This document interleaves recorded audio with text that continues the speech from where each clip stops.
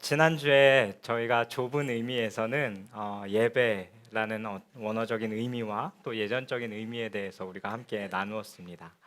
예배는 구원받은 자의 정체성이자 특권이라고 말씀드렸습니다. 그리고 우리는 찬양하기 위해, 예배하기 위해 창조되었고, 이 예배라는 것은 내가 무엇을 얻고 내가 무언가를 받아가기 위함이 아니라 창조물인 우리가 창조자인 그분께 드려야 할 합당한 가치를 올려드리는 것이라고 말씀드렸습니다. 오늘의 우리의 예배가 또 하나님 앞에 그 합당하게 드려지는 예배가 되기를 간절히 소망합니다. 지난주 설교 마무리하면서 한 주간의 삶이 중요하다고 말씀드렸습니다. 존 메가더 목사님은 이렇게 말씀하셨습니다. 참된 예배는 축도 후에 비로소 시작된다. 지난주 성경에 나왔던 원어적 단어 5가지 중에 맨 마지막 단어 기억하십니까? 네, 레이투르기아라는 단어였습니다. 어떤 의미인지도 기억하십니까? 네, 감사합니다. 이래서 설교자가 설교할 맛이 나나 봅니다. 네, 이 단어는 노동과 백성이라는 단어가 합쳐진 합성어라고 말씀드렸습니다. 근데 이 단어를 조금 더 깊이 들여다보면요, 이 단어는 로마 시대에 로마 시민의 의무를 규정하는 단어였습니다. 국가 전체 이익을 위하여서 일하는 것을 이야기하고요. 또 더 많이 가진 자가 적게 가진 사회, 이웃을 위해서 자신의 것을 내어주고 섬기는 것을 말합니다. 그래서 신약에서는 직분과 직무를 이야기할 때 사용되어진 단어입니다. 헌신적으로 나에게 있는 것들을 아낌없이 다른 사람들과 내가 살고 있는 이 나라를 위해서 내어주는 것, 드리는 것으로 섬기는 것을 말합니다. 그 안에는 구제와 헌금도 포함되어집니다. 이 단어는 단지 예배의 시간이나 어떤 정통적인 의식에만 있는 것이 아닙니다.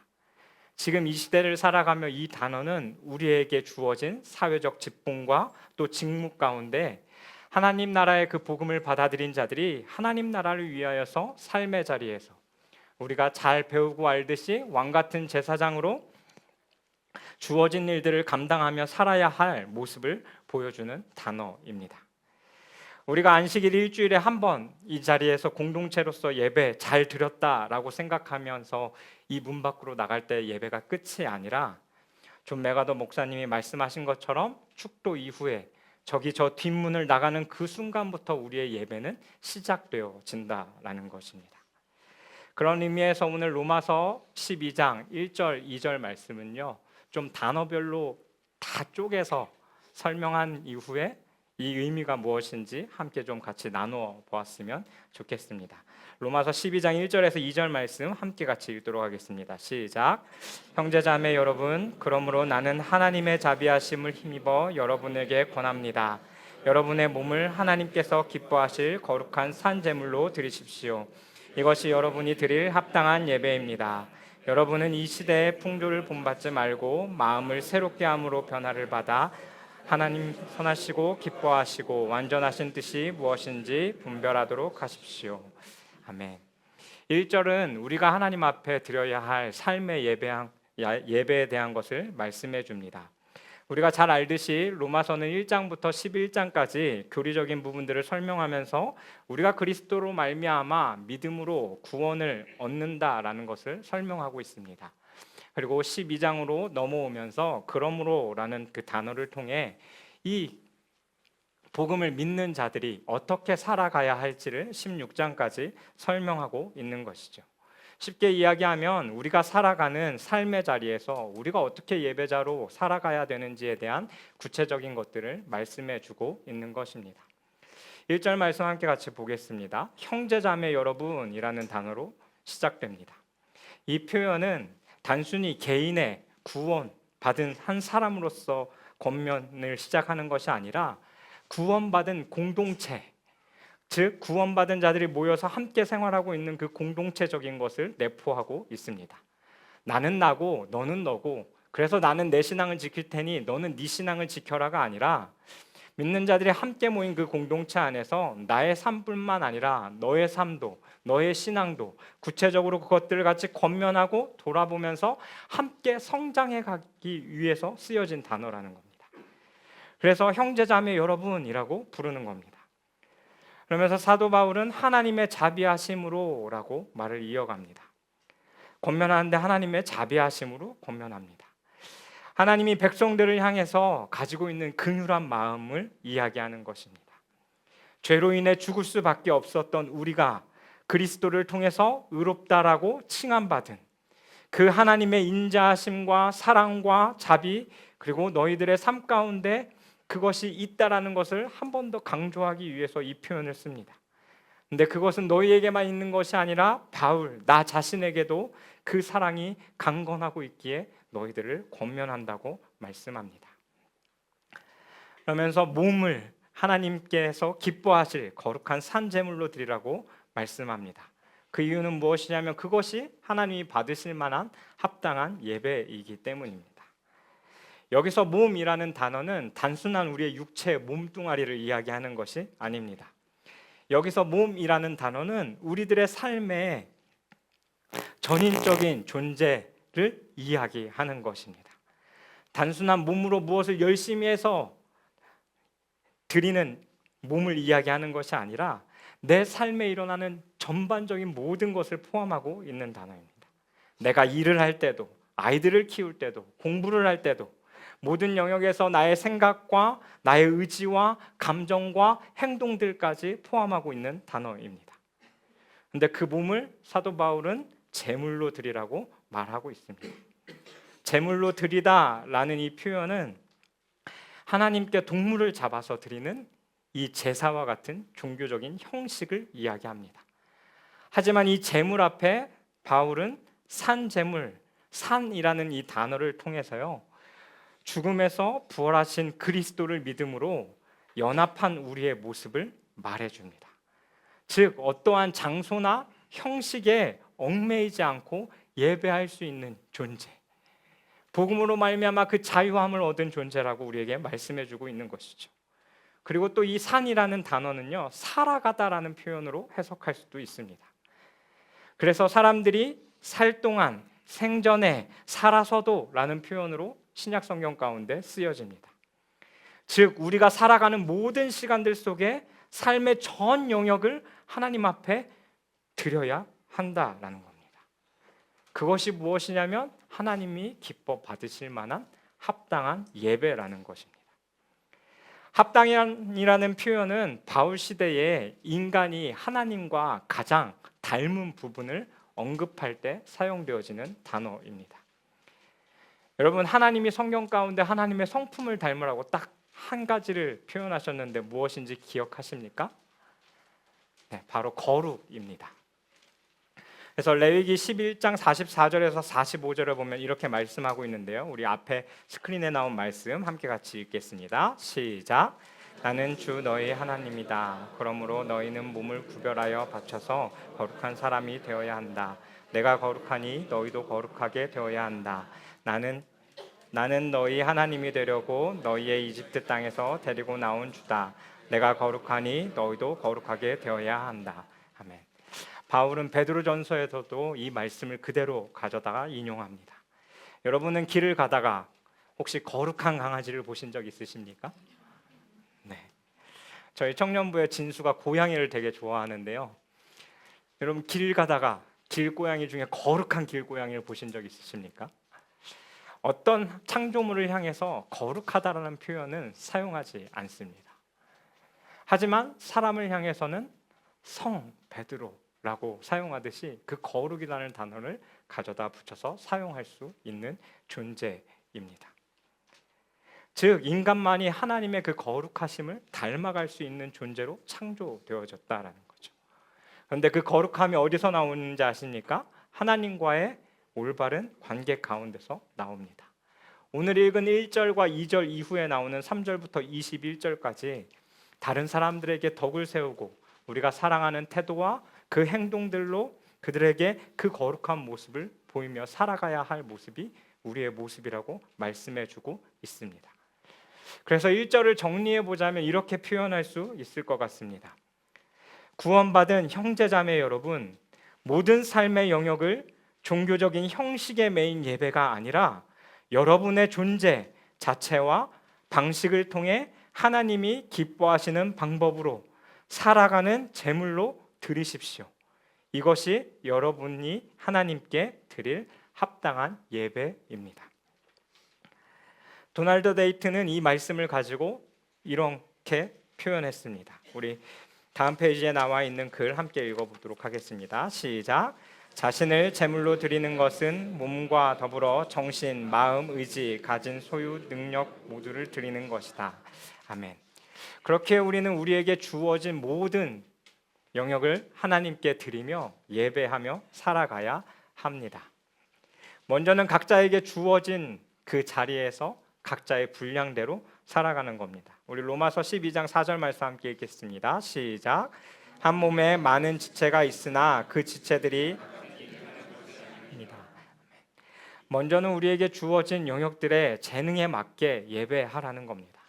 바울은 공동체를 몸에 비유하면서 다 같이 같은 일을 하는 것이 아니다라고 말합니다. 각자에게 주어진 그 은사를 따라 살아가야 할 것을 말해주고 있는 것이죠. 지난 12월에 대표 목사님 설교하실 때 주영 목사님이 비전 캠프 때 사역자들을 향해서 한 단어로 표현해 주셨던 그 예화 기억하십니까? 남소연 목사님에게는 진지, 그래서 제가 남진지라고 부르고 있고, 용진 목사님께는 꼼꼼, 그래서 용꼼꼼이, 은진 목사님은 스마트하다, 똘똘하다 그래서 은똘똘이, 그리고 경수 목사님은 노련하시다 해서 노련했는데 경수 목사님께 뭘 붙여드릴 수가 없더라고요. 네. 그리고 그 자리에서 호남 목사님은 아무 얘기를 안 해주시길래 물어봤더니 생각 안 하고 왔다. 좀 시간이 지나더니 주영 목사님께서 동지라고 말씀하셔서 얼마나 웃었는지 모릅니다. 먼저 첫 번째로는 우리가 살아가고 있는 삶의 가장 많은 시간을 어찌 보면 투자하고 있는 그 직장에서 우리는 예배해야 합니다. 각자에게 다른 성향들로 주어진 그 달란트들을 가지고 잘 섬겨가야 하는 것이죠. 이것은 교회 공동체뿐만 아니라 우리가 서 있는 그 일터에서도 마찬가지라는 겁니다. 각자에게 주신 그 재능을 가지고 3월에 들었던 그 말씀처럼 그 기능을 다하며 최선을 다해 우리들의 삶을 살아가는 것, 그것이 우리가 하나님 앞에 드려야 할 예배입니다. 목사는 목사로서, 공무원은 공무원으로서, 교사는 교사로서, 의사는 의사로서 자기에게 주어진 그 직분을 최선을 다하여서 해가는 것, 그것이 하나님이 기뻐 받으시는 예배라는 것입니다. 성경은 일이 예배라는 것을 우리에게 창세기 시작부터 말씀해주고 있습니다. 창세기 2장 15절 말씀, 개역개정인데 우리 함께 읽겠습니다. 시작. 여호와 하나님이 그 사람을 이끌어 에덴 동산에 두어 그것을 경작하며 지키게 하시고, 여기서 경작하다라는 단어는 우리가 지난주에 나눴던 히브리어 아바드라는 단어입니다. 경작하다, 뭘 얘기하는 겁니까? 사람이 끊임없이 일하는 겁니다. 땅을 갈구고 씨를 뿌리고 그것이 잘 자랄 수 있도록 계속해서 돕는 일들을 하는 거죠. 즉 경작하는 일, 우리가 하는 그 모든 일들이 하나님 앞에 예배가 되어진다라는 겁니다. 에덴 동산에서 경작하도록 주어진 그 일이 하나님을 예배하는 것인 것처럼 삶에 내가 하는 그 일이 하나님 앞에 예배가 되어진다라는 겁니다. 또 우리는 가정에서 예배해야 합니다. 아빠로서, 엄마로서, 아내로서, 남편으로서 집에 청소를 하고 빨래를 하고 설거지를 하고 밥을 짓고 아이들을 돌보고 기저귀를 갈아주고 놀아주고 하는 그 수많은 일들이 다 예배가 된다라는 것입니다. 여러분, 자녀들이 원하는 것이 무엇인지 아십니까? 부모의 모습이 교회에서처럼 가정에서도 동일하기를 원한다라는 겁니다. 그래서 예전에 청소년에 대한 통계를 낼 때요, 가장 교회를 많이 떠나는 시기가 바로 성인이 되는 시기라고 합니다. 그래서 그 청소년들에게 물어봤을 때 그들이 대답한 가장 큰 이유는 무엇이었냐면 우리 엄마와 아빠의 모습이 교회와 가정에서 다르다라는 거에 실망해서 그들은 교회를 떠난다라고 대답했습니다. 그런 것처럼 우리의 가정에서도 우리의 모습이 예배가 되지 않는다라면 누군가는 또 실족하게 되어진다라는 겁니다. 저는 가끔 청소를 하면서 빠른 찬양을 틀어놓고 그 찬양을 따라 부르며 청소를 합니다.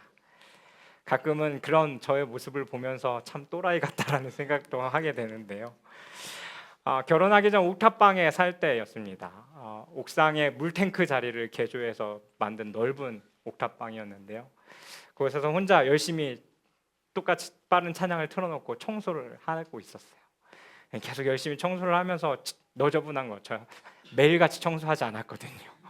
그러니까 먼지도 보이고 널브러져 있는 여러 물건들이 보이는데 그것들을 정리해 가면서요, 하나님이 저에게 주신 마음에 은혜를 받았습니다. 그것이 무엇이었냐면요, 어지러 놓은 내 방, 그것이 내 마음 상태 같은 거예요. 집주인이 집을 치우지 않으면 그 집은 어지러질 수밖에 없습니다. 즉, 내 마음의 주인이신 그 하나님이 내 마음을 청소해 주시지 않으시면요, 내 마음은 여전히 너저분한 채 정신없는 삶으로 계속해서 살아갈 수밖에 없는 게 나라는 존재라는 거죠. 그래서 청소하면서 막 빠른 찬양을 부르다 말고 괜히 울컥해서 하나님, 내 마음도 좀 치워주세요 라고 기도했던 저의 모습이 생각납니다.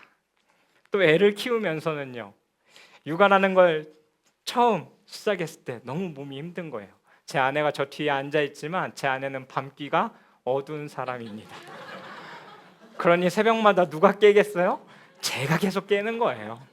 애기 소리만 나면 건너가서 애기 재우고 기저귀 갈고 분유 먹이고 저녁 새벽 타임은 다 제가 해야 하는 몫으로. 근데 SNS를 보는데 한 문구가 제 눈에 들어왔습니다.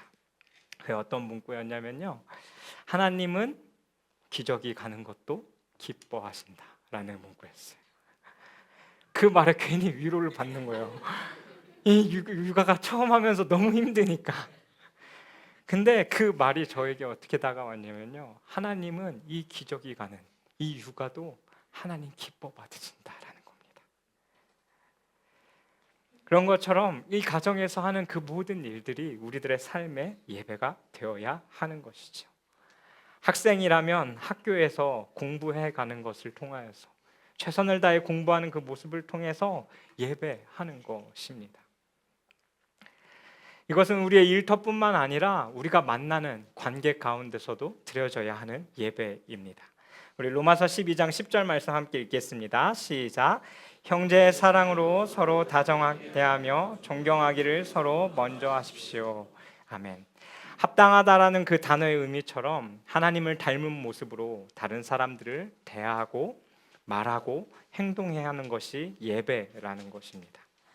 나와 함께 일하는 사람을 대하는 나의 모습, 나의 행동, 아내를 대하는, 남편을 대하는, 아이들을 대하는 그 모든 것이 예배라는 것이죠. 무례히 행하지 않고 예의를 지키고 함부로 말하지 않고 존경하는 마음으로 그에게 표하고 말하는 것. 함께 수고했다면 수고했다고 격려하고, 집안일을 열심히 했다면, 공부했다면, 회사에서 돌아왔다면 수고했다고 그 사랑의 말로 서로를 높여주는 일, 그것도 예배라는 것입니다.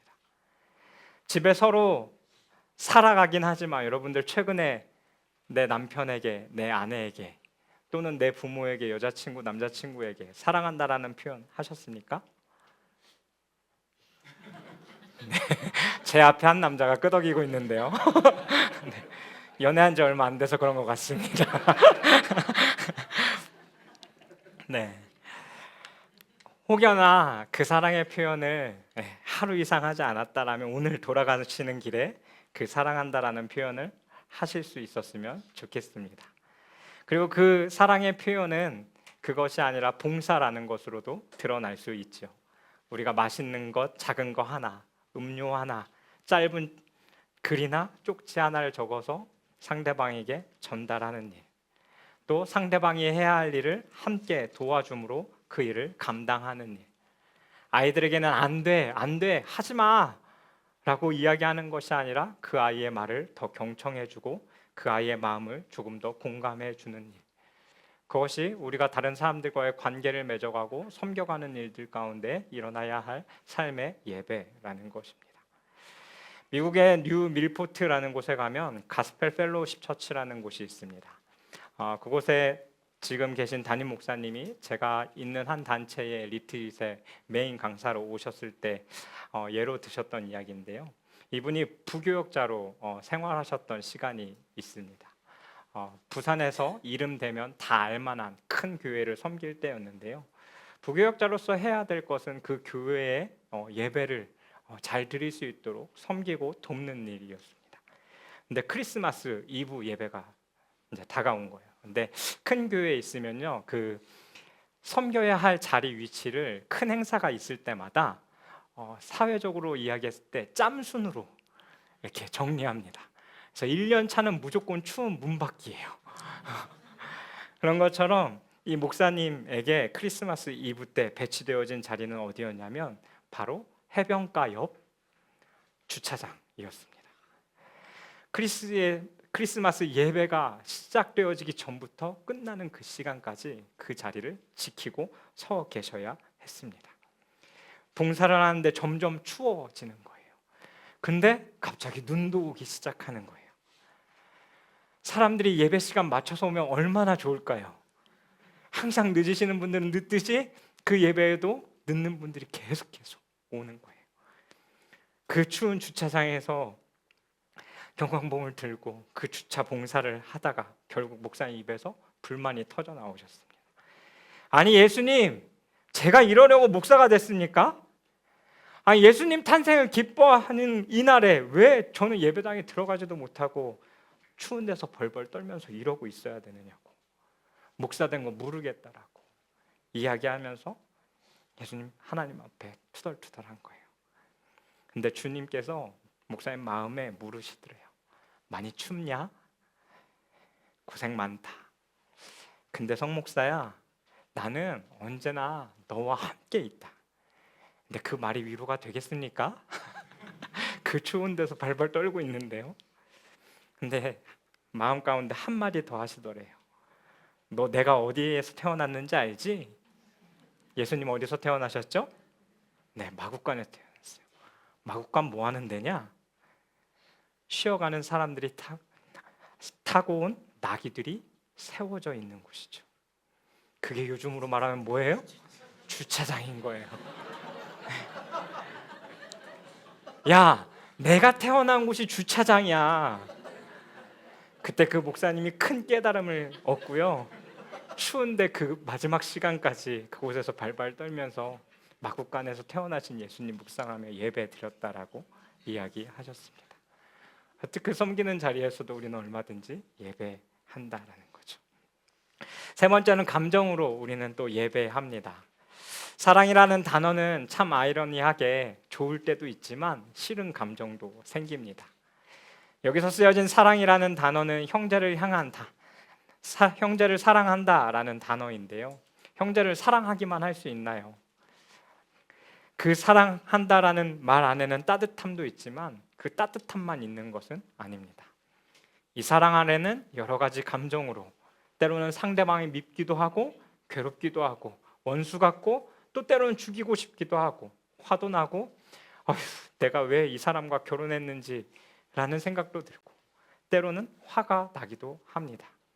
그래서 그 상대방 때문에 마음이 상하기도 하죠. 그리고 하루 종일 마음이 어려울 때도 있습니다. 회사에서 그런 관계가 생긴다면요, 회사 가기 싫고 회사 가서도 여전히 꼴 보기가 싫은 마음이 우리들의 마음 가운데 생겨납니다. 여러분 한 주 사시면서 그런 일 없으셨습니까? 저는 있었는데요. 수요일 날 아침 아이들을 등원시키기 직전에 참 별것도 아닌 빨래 문제를 가지고 언성을 높이며 다퉜습니다. 서로 표현하는 그 언어의 표현이 달랐기 때문입니다. 그리고 제 기분도 상하고 아내의 기분도 상한 거예요.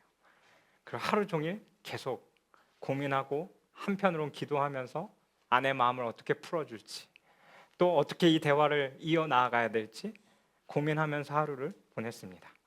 그리고 저녁에요, 그 마음을 가지고 그냥 어물쩡어물쩡 대화하다가 서로 풀어졌어요. 그러면서 제가 아내에게 웃으면서 이렇게 한마디 했습니다. 야, 그래도 감사하네. 하나님이 또 하나의 예화를 주셨구나.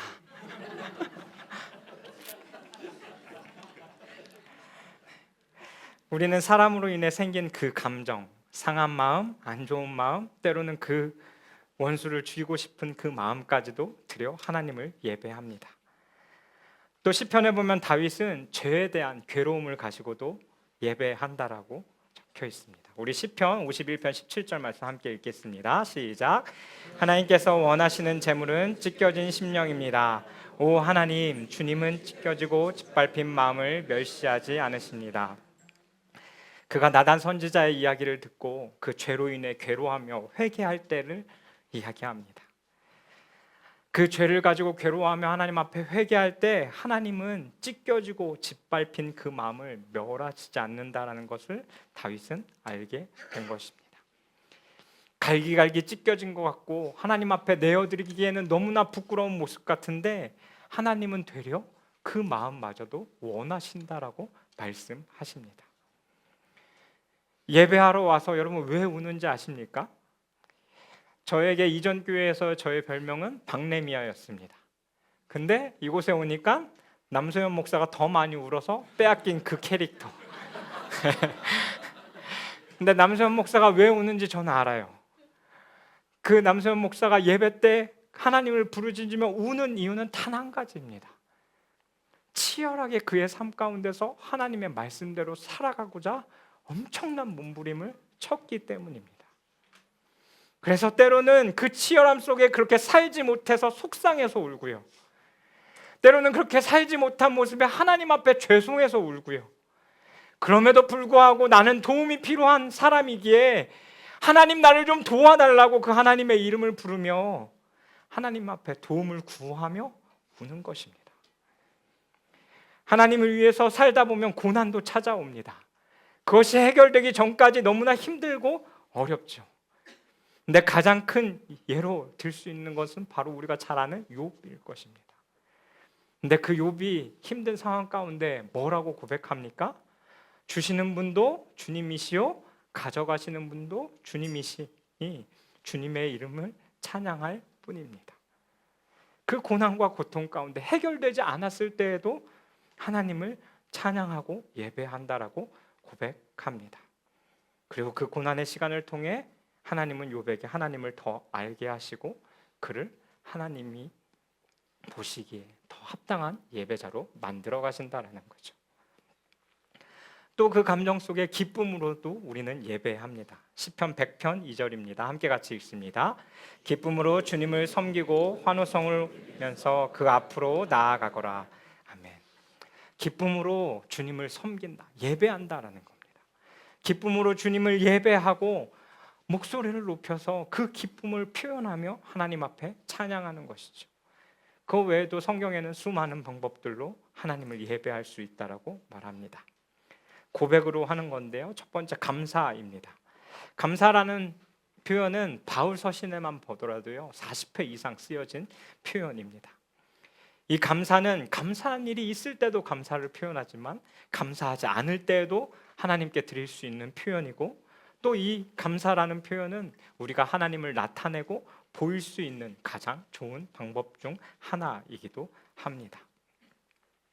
그래서 시편은 이 감사라는 것을요 감사의 단어의 의미에 맞게 하나님을 창송하고 높이는 데 사용합니다. 그래서 누군가는 이렇게 말했습니다.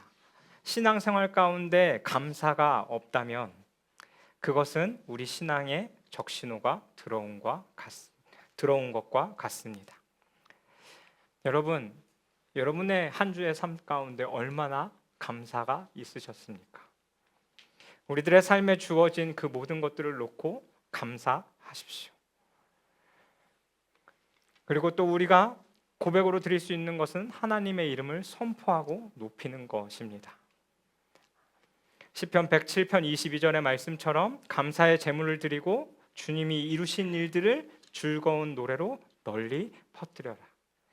하나님의 성품과 하나님이 이루어 놓으신 그 일들에 대한 선포를 끊임없이 하라는 겁니다. 그리고 지난주에 말씀드렸죠. 이 감사하고 찬양하고 선포하는 것 가운데는 우리가 그 하나님이 하신 일들을 적어가는 것도 있습니다. 이렇듯 우리의 삶의 모든 영역을 통해서 하나님을 예배하기를 하나님은 원하신다라는 겁니다. 그럼 이 예배를 계속해서 지속해 가기 위해서는 우리는 어떻게 해야 할까요? 우리 2절 말씀 함께 같이 보도록 하겠습니다. 첫 번째, 이 시대의 풍조를 본받지 말고입니다.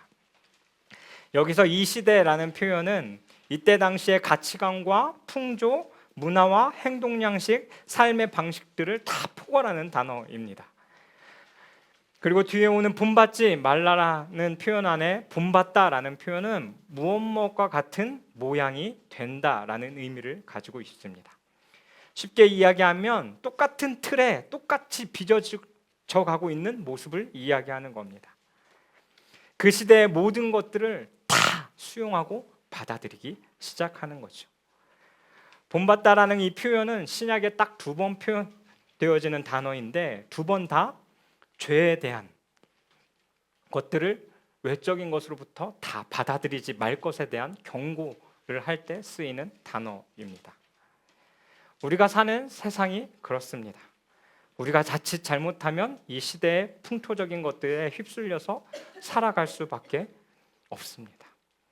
하나님의 백성이라는 그 정체성은 잃어버리고 남들도 다 이렇게 하니까, 남들도 다 저렇게 하니까 나는 꼭 그렇게 하지 않으면 안 될 것처럼 생각하며 그것을 말하고 행동하며, 그리고 내가 이것을 하지 않으면 꼭 뒤처질 것만 같은 생각에 쫓겨서 살아가는 자들도 있다라는 겁니다. 그런데 사도 바울은 그렇게 하지 말라라고 말하고 있는 것이죠. 이 시대에 사는 자들에게 예수님께서도 말씀하셨습니다. 어제 도시락 본문이죠. 너희는 스스로 조심해서 방탕과 술 취함과 세상살이의 걱정으로 너희의 마음이 짓눌리지 않게 하고, 또한 그날이 덫과 같이 너희에게 닥치지 않게 하여라.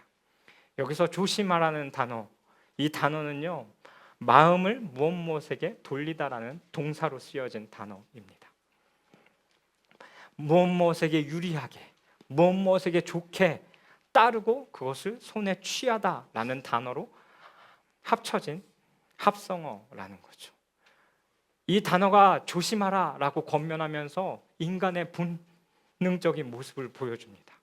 그것이 무엇이냐면 인간은 언제든 하나님으로부터 돌아설 수 있고, 나의 유익을 위해서라면 나에게 유리하게, 나에게 좋게 잘 포장해서 그것들을 언제나 취할 수 있는 존재라는 것입니다. 월터 브루그만은 예배에 대해서 이렇게 이야기했습니다. 예배는 저항이다. 세상으로부터 오는 그 수많은 것들로부터요, 저항하는 것입니다. 인간은 보이는 우상에게는 잘 넘어가지 않는다라고 말합니다. 그리고 인간은 보이지 않는 우상 가운데 넘어지는데, 그 보이지 않는 우상이 무엇이라고 말씀하냐면 골로새서의 탐욕이라고 말씀합니다. 이 탐욕은 하나님께서 허락해 주신 것들에 대해서 만족하지 못하며 살아가는 모습입니다.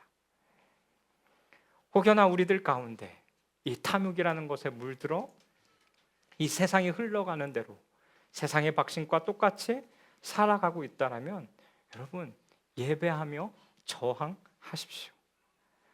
그것이 우리가 하나님 앞에 삶의 예배자로 살아가야 할 모습입니다. 두 번째 모습은 오직 마음을 새롭게 함으로입니다. 이 새롭게 함으로라는 표현은 거듭남으로 변화를 받은 내적인 변화를 이야기합니다. 근데 이 내적인 변화가요, 한번 예수 그리스도를 믿고 짜잔 하고 변하는 것이 아니라 영구적으로 계속해서 지속되어지는 형태를 이야기하는 것입니다. 우리가 들은 그 복음, 즉 말씀으로 새롭게 되어지고 우리는 말씀으로 빚어져 가야 하는 것을 말하는 것입니다.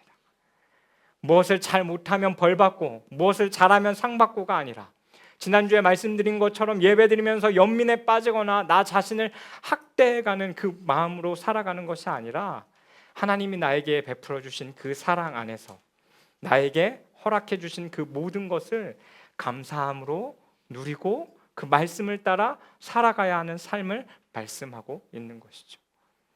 더 나아가 내 주변의 사람도 하나님이 나를 바라보셨던 것처럼 존귀한 존재로 여기며 살아갈 것을 말씀하는 것입니다. 그것이 앞에 이야기했던 그 거룩의 모습입니다. 여기 조명이 있습니다. 그리고 제 뒤에 그림자가 10개 있는데요. 우리가 예배한다라는 것은 이 조명, 빛 가운데로 계속해서 가까이 나아가는 것입니다. 여러분 어릴 때 장난쳐 보셨죠? 이 빛 가까이로 갈수록 우리의 그림자는 어떻게 되죠? 빛으로 가까이 갈수록 우리의 그림자는 줄어듭니다. 그리고 그 빛 12시 딱 방향 정 아래 서면요, 그 그림자가 사라진 것처럼 느껴지죠. 즉 그 빛을 보며 하나님 앞에 끊임없이 말씀과 예배로 나아갈 때 우리들 가운데 있는 그 어둠은요 자연스럽게 사라지게 된다라는 것이죠. 근데 우리의 모습은 그 빛에 에너지를 쏟고 신경 쓰기보다 이 말씀과 하나님이 나에게 말씀해 주시는 그 모든 것이 나를 비추고 있음에도 불구하고 우리는 그 빛을 등져서 내 삶에 남아있는 그 어둠을 쫓아 한 걸음 한 걸음 걸어간다라는 것입니다. 그러면 신경 쓰지도 않아도 되는 그 어둠이 점점 길어지고 커지면서요 우리의 삶을 집어삼키게 된다라는 것이죠. 우리는 복음을 전수하라고 가르칩니다.